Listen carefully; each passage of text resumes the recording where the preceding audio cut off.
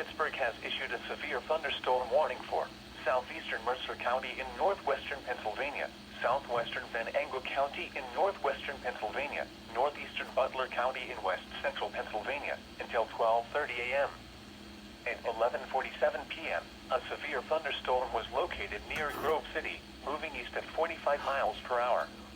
Hazard: wind gusts to 60 miles per hour. Source: radar. Impact: expects damage to trees and power lines, resulting in some power outages. Locations impacted include Grove City, Harrisville, Parker, Inlenton, Bruin, Clintonville, Eau Claire, Barkerville, Cherry Valley. This includes Interstate 80 in Pennsylvania between mile markers 23 and 44 and near mile marker 46. Move to an interior room on the lowest floor of a building.